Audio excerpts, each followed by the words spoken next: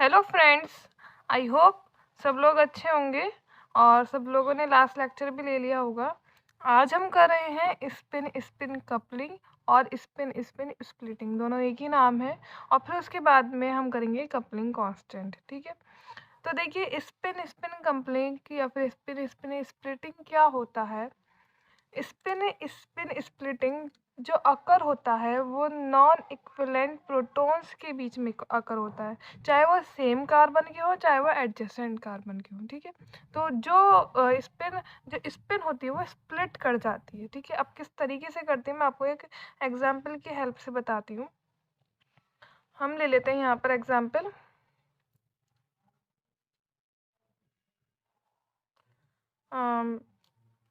Ethanol का ले लेते हैं हम एग्जांपल।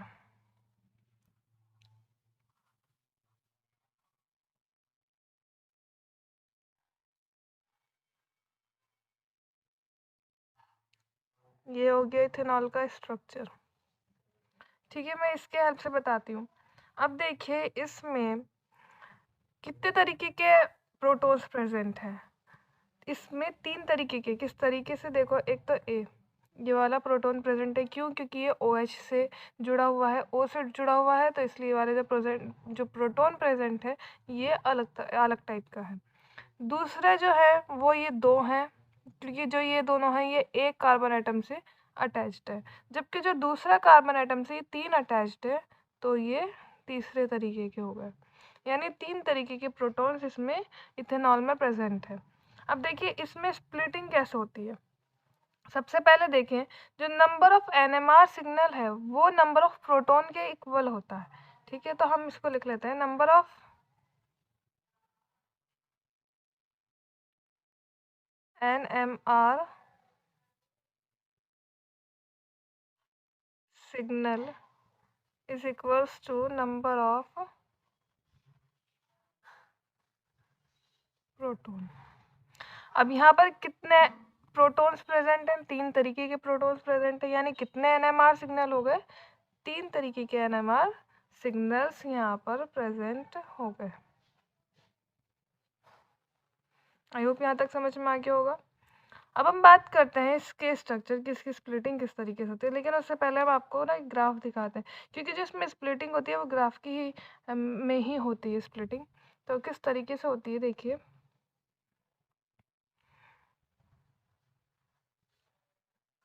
ये एक ग्राफ है। ठीक है, ये TMS क्या था?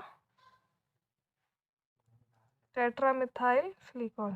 ठीक है, TMS है ये, और ये 0 से लेके और 10 तक होता है।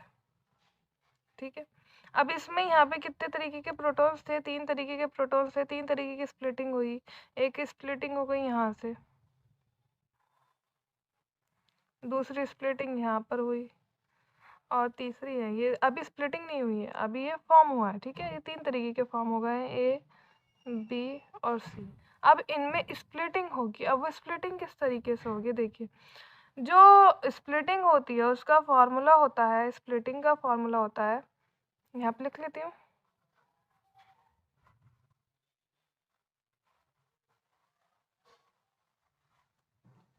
वो होता है नंबर ऑफ नेबरिंग प्रोटॉन्स,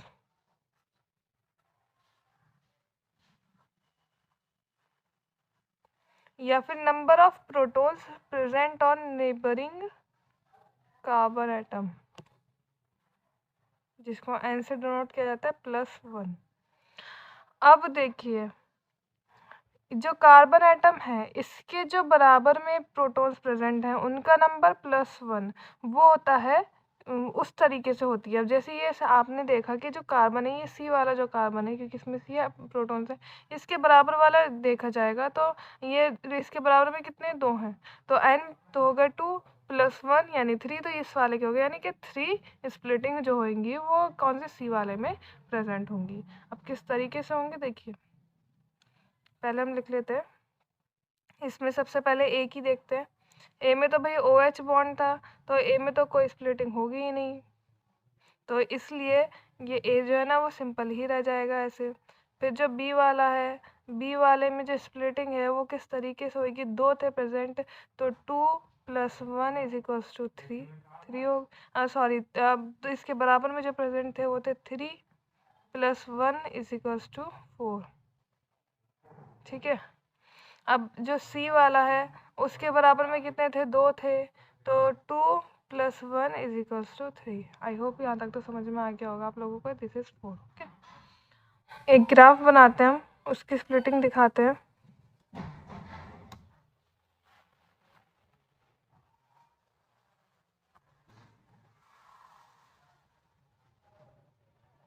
ये 0 हो गया, TMS हो गया।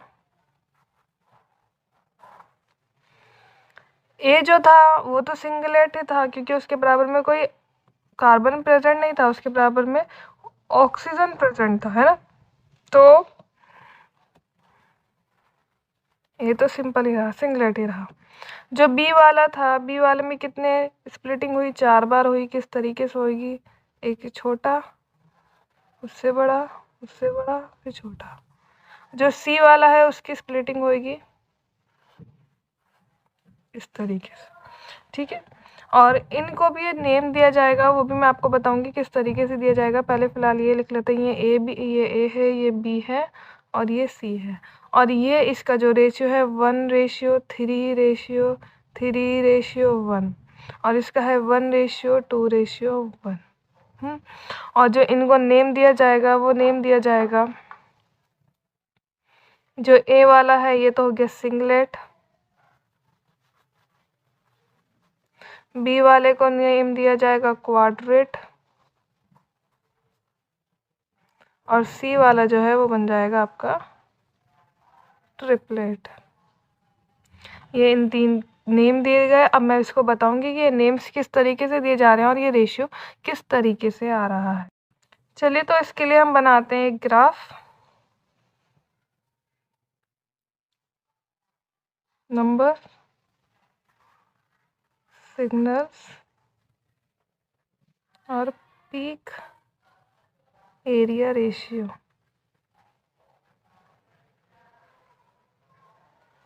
हमने 3 पार्ट्स में डिवाइड कर लिया है। सबसे पहले करते हैं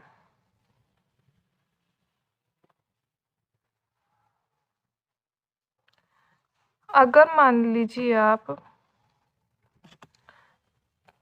एक नंबर है तो यहाँ पर जो है सिंगलेट हो गया, यानी अगर एक प्रेजेंट है तो सिंगलेट हुआ। और जब वो सिंगलेट प्रेजेंट है तो जो उसका पीक रेशियो है वो 1 ही आएगा और फॉर्म किस तरीके से होएगा, इस तरीके से वो फॉर्म हो जाएगा। अगर 2 प्रेजेंट है तो बनेगा डबलेट, और जो डबलेट बनेगा उसका पीक रेशियो होगा 1:1। और किस तरीके से फॉर्म होएगा, ये उसका फॉर्मेशन। अगर 3 है तो बन जाएगा ट्रिपलेट, 3 बार स्प्लिटिंग हो रही है यानी, तो ट्रिपलेट बनेगा। और जब ट्रिपलेट बनेगा तो वो बनेगा 1:2:1 और जो उसकी स्प्लिटिंग होगी वो होगी एक छोटा, फिर एक बड़ा और देन छोटा। ठीक है, अगर 4 है तो प्रेजेंट, तो फिर जो उसका नाम है वो होगा क्वाड्रेट और जो उसकी स्प्लिटिंग होगी वो होगी 1:3:3:1 और जो किस तरीके से होगी, एक छोटा, 2 बड़े और एक छोटा। नेक्स्ट उसके बाद में हम और दिखाते हैं आपको। अगर 5 प्रेजेंट हैं तो उसको कहते हैं क्वांटेट। तो इसमें स्प्लिटिंग किस तरीके से होगी, 1:4:6:2 और 1। और किस तरीके से बनेंगे, सबसे पहले 1 रेशियो का बनेगा, फिर उसके बाद में 4 रेशियो का बनेगा, देन 6 रेशियो का बनेगा, देन 2 रेशियो का बनेगा, देन 1 रेशियो का बनेगा। आई होप समझ में आ गया होगा। उसके बाद में फिर हम करते हैं 6। अगर 6 हुए तो सिग्नल बनेंगे 6/8 और किस तरीके से बनेंगे, 1:5:10:10:5:1। और देखिए फॉर्मेशन किस तरीके से होगी, 1 की छोटी, 5 की उससे बड़ी, then 10, then 10, then 5 and then 1। ठीक है, आई होप यहाँ तक समझ में आ गया होगा। और देखिए जो सिंगलेट है वो तो सिंगलेट ही कहलाया जाता है, बाकी के जो हैं बचे हुए आपके वो कहलाए जाते हैं जो 2 से लेके और आते हैं 6 तक, इनको कहा जाता है मल्टीप्लेट।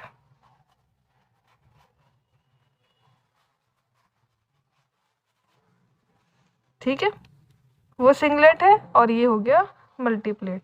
अब देखिए सिग्नल्स कब स्प्लिट नहीं करते, सिग्नल्स क्यों, कौन कौन से रीजंस हैं जो सिग्नल्स स्प्लिट नहीं करते हैं। तो देखिए यहाँ पे डाल देते हैं, हम एक नोट करके लिख लेते हैं।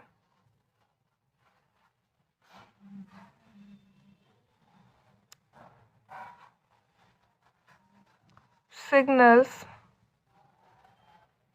didn't split in following condition। कब कब वो स्प्लिट नहीं करते हैं, जब प्रोटॉन्स जो हैं वो इक्वल होते हैं। ठीक है,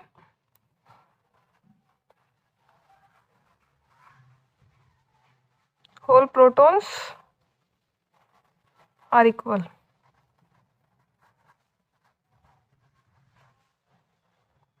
सिर्फ और सिर्फ जब भी सिंगलेट फॉर्म होते हैं। किस तरीके से होते हैं इक्वल, जब हर कार्बन एटम पे जो प्रोटॉन्स हैं वो सब इक्वल हो रहे हैं, तो भैया क्या बनेगा, सिंगलेट बनेगा। देखो कैसे, जैसे आप बेंजीन रिंग देखेंगे, बेंजीन रिंग पर जब हम देखते हैं तो किस तरीके से बनती है, वो ये बनती है बेंजीन रिंग। और बेंजीन रिंग पर चारों तरफ जो हाइड्रोजन एटम्स हैं वो सेम होते हैं, चारों तरफ सेम ही होते हैं प्रोटॉन्स, तो जिसकी वजह से यहाँ ये स्प्लिट नहीं करते हैं और ये फिर फॉर्म क्या करते हैं, सिर्फ और सिर्फ सिंगलेट का यहाँ पर फॉर्मेशन हो जाता है। इसी तरीके से हम आपको दिखाते हैं साइक्लोबुटेन का भी दिखा देते हैं एग्जाम्पल। साइक्लोबुटेन में आप देखेंगे ये बनता है साइक्लोबुटेन, दिस इज हाइड्रोजन एटम, ये साइक्लोबुटेन बना, यहाँ पे भी क्या बना, सिंगलेट ही फॉर्मेशन हुआ। एक और फॉर्मेशन हम आपको दिखाते हैं COCH3 की। अब देखिए यहाँ पर दिखा देते हैं हम आपको COCH3 की फॉर्मेशन।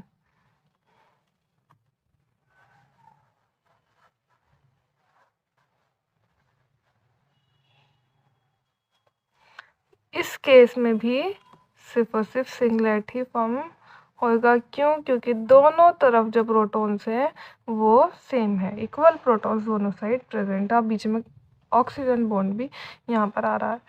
एक और है कि जब, दूसरा रीज़न ये है जब जो प्रोटॉन्स हैं वो किसी भी प्रोटॉन के बराबर में प्रेजेंट नहीं हो।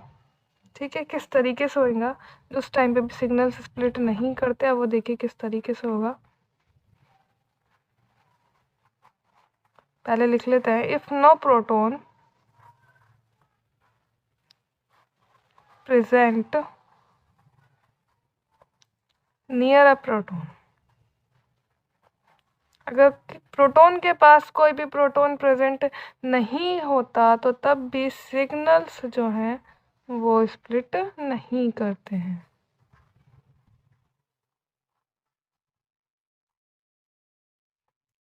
उस केस में भी सिग्नल स्प्लिट, अब देखो किस तरीके से होगा, मैं आपको एग्जांपल दिखाती हूँ।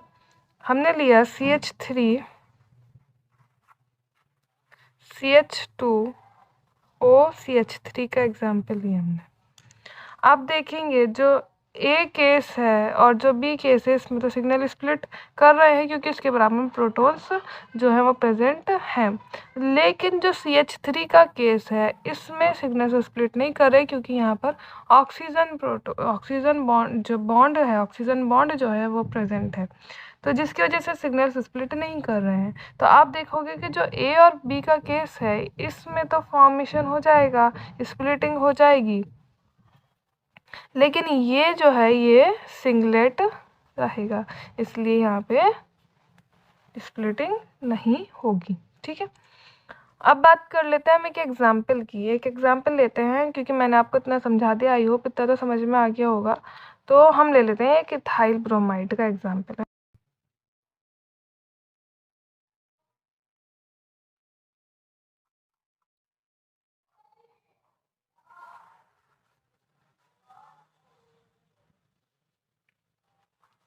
इथाइल ब्रोमाइड का क्या होता है स्ट्रक्चर? CH3CH2Br, है ना। और इसमें कितने तरीके के प्रोटॉन्स प्रेजेंट हैं? 2 तरीके के प्रोटॉन्स। अच्छा, मैं आपको ना ग्राफ बनाने से पहले एक चीज़ बता दूं कि जो ग्राफ में जो पोजीशंस होती हैं, जो क्वाड्रेट आया या फिर जो ट्रिपलेट आया, सिंगलेट आया, उन सब की भी पोजीशंस होती है, और उन सब की पोजीशंस भी एक कंपाउंड की ही बेस पर होती हैं। तो वो जो पोजीशन होती है वो किस तरीके से निकलती है? वो निकलती है केमिकल शिफ्ट से। और केमिकल शिफ्ट की जो वैल्यू होती है वो होती है एक्सपेरिमेंटली, यानी वो याद करनी पड़ती है, वो थियोरेटिकल वैल्यू नहीं होती है। ठीक है, तो अब हम देखते हैं ग्राफ बनाते हैं। उससे पहले हम इसका निकाल लेते हैं ज़रा कि ये सिंगलेट है, क्वाड्रेट है या फिर ट्रिपलेट है, क्या है देखते हैं हम पहले। सबसे पहले हम ए वाले का निकालते हैं। क्या है ए वाले में? कितने इसके नेबरिंग में कितने प्रेजेंट हैं? 2 प्रेजेंट हैं। 2 + 1 = 3। अब जब 3 प्रेजेंट हैं तो फिर ये क्या कहलाया जाएगा? ये कहलाया जाएगा ट्रिपलेट। और जब ये ट्रिपलेट कहलाया जाएगा तो क्या इसमें जो पीक एरिया रेशियो है वो क्या बनेगा? वो बन जाएगा 1:2:1। ठीक है, और जिसमें केमिकल शिफ्ट की जो वैल्यू होगी वो होगी, केमिकल शिफ्ट की वैल्यू वो हो जाएगी 1.7। अब हम दूसरे वाले का देख लेते हैं कि दूसरा वाला जो है उसके नेबरिंग में कितने प्रेजेंट हैं? 3 प्रेजेंट हैं। 3 + 1 = कितने हो गया? 4 हो गया। और ये कहलाया क्या गया? ये कहलाया गया क्वाड्रेट।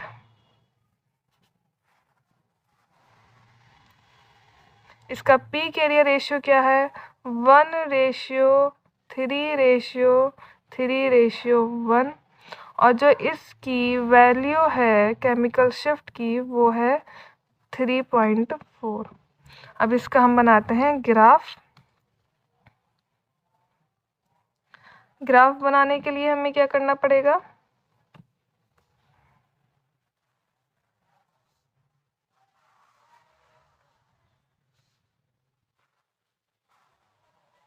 ये आ गई वैल्यूज 10 तक। इसकी वैल्यू लिखते हैं।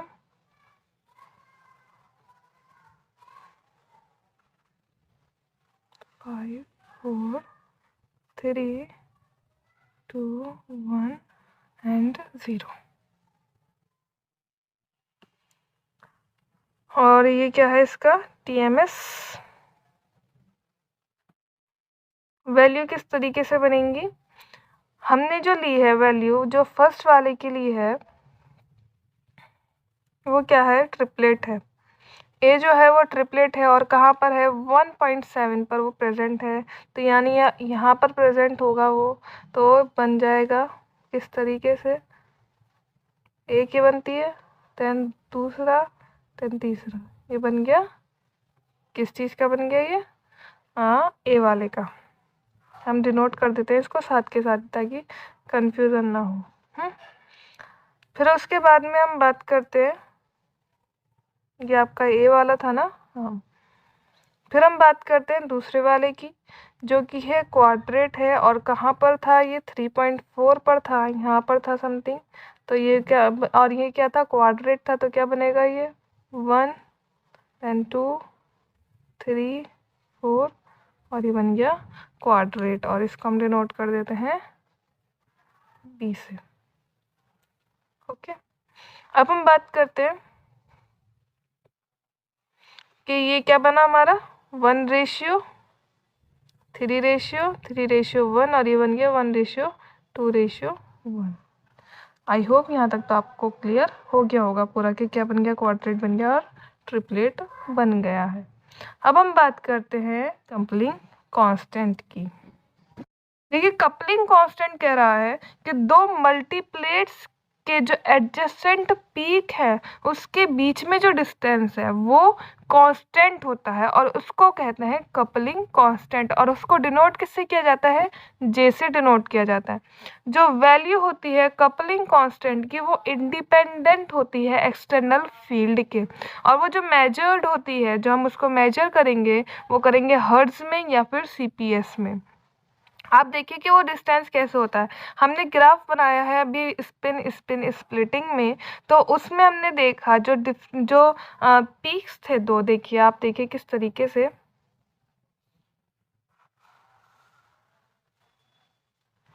यहाँ पर मैं आपको ना एक एग्जांपल दिखा देती हूँ इथाइल आयोडाइड का। इथाइल आयोडाइड, आप चाहे तो इथाइल ब्रोमाइड का एग्जांपल भी देख सकते हैं जो लास्ट वाले में था। तो उसमें देखिए आप कि यहाँ पर कि इथाइल आयोडाइड में क्या क्या फॉर्म होएगा। एक तो भाई क्वाड्रेट फॉर्म हो जाएगा, एक फॉर्म होएगा ट्रिपलेट। और इसके जो बीच में ये जो डिस्टेंस हो रहा है, ये वाला जो डिस्टेंस है, ये इसके जो एडजेसेंट पीक है इनके बीच में जो डिस्टेंस है ये ही कहलाया जाता है कपलिंग कांस्टेंट, और जिसको हम डिनोट करते हैं जे से, जे से डिनोट किया जाता है। ठीक है, और आप देखेंगे ना कि जो इथाइल ब्रोमाइड है इसमें जो डिस्टेंस है वो होता है 7.5 हर्ट्ज का, आपको सब में ये दिखाई देगा। आप सब में 7.5 हर्ट्ज का ही ये देखेंगे।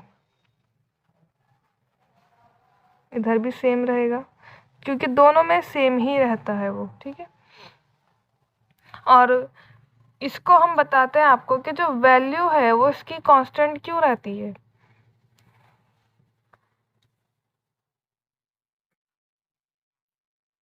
ये नॉर्थ पोल है, ये साउथ पोल है मैग्नेटिक का। आप इसके बीच में इस इथाइल आयोडाइड को रख दो,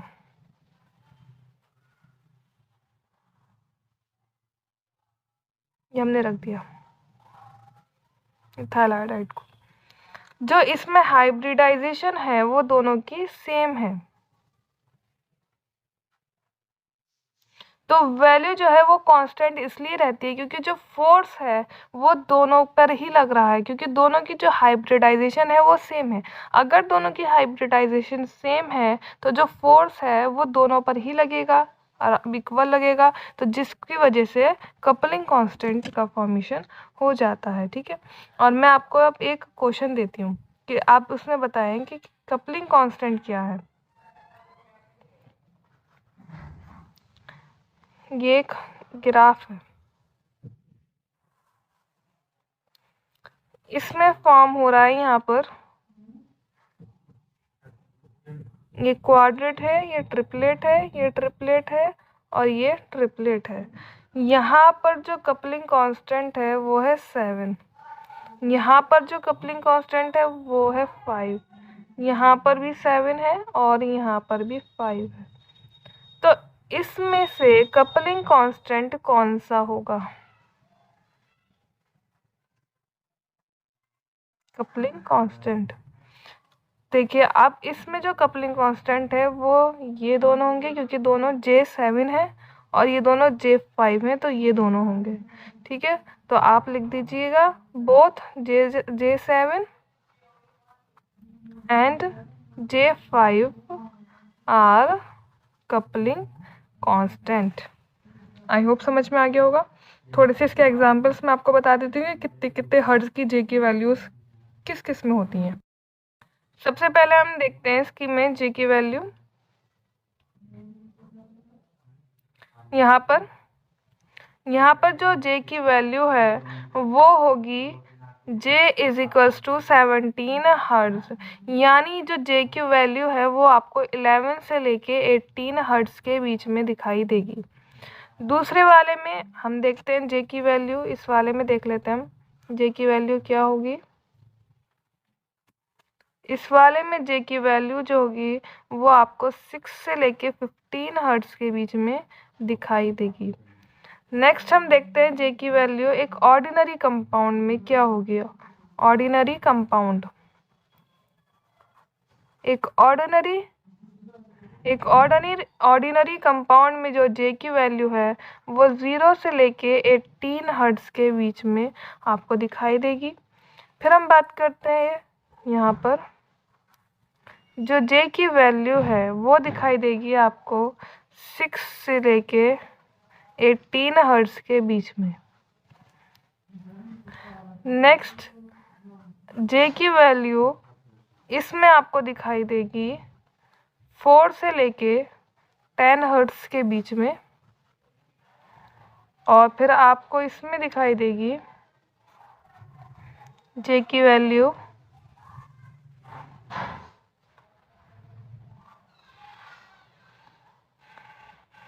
6 से लेके 10 हर्ट्ज के बीच में। यहाँ पर आपको जे की वैल्यू जो है वो दिखाई देगी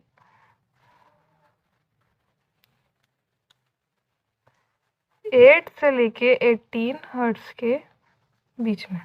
ठीक है, और देखिए जैसे जैसे डेल्टा वी डिक्रीज करता है, एज डेल्टा वी डिक्रीज, तो जो नंबर ऑफ सिग्नल है वो भी डिक्रीज कर जाते हैं।